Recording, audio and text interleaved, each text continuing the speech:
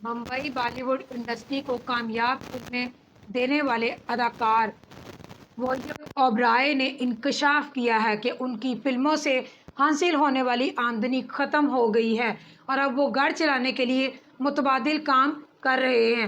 حال ہی میں ولیام اوبرائے نے اپنے انٹرویو میں بالی ووڈ میں نظر انداز کیے جانے اور دیوار سے لگانے کا شکوہ کرتے ہوئے انکشاف کیا کہ میری فلم سے کمائی گئی آمدن اب ختم ہو گئی ہے، جس کے بعد گھر چلانے کے لیے اب انہوں نے متبادل بندوبست کر لیا ہے۔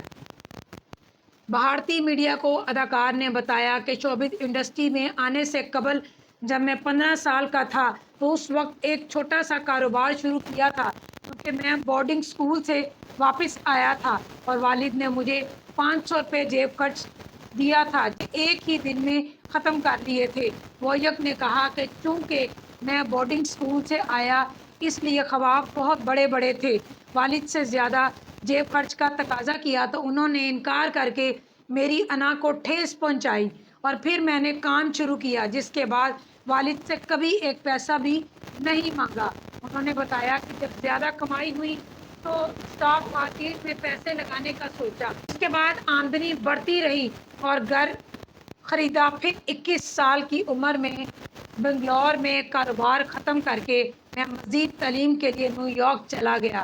اداکار کے مطابق وہ امریکہ سے واپس آئے تو اداکاری کا کیریئر شروع کیا، تاہم اس دوران وہ کمپنی کا کام کرتے رہے اور آج کمپنی بڑے پیمانے پر تو موجود نہیں، تاہم وہ اسٹاک مارکیٹ میں ایسیٹس کی خرید بیچ کر کے اور سروسز فراہم کر کے اپنا گزر بسر کر لیتے ہیں۔ اب تک کے لیے اتنا ہی، ملتے ہیں اگلی ویڈیو میں۔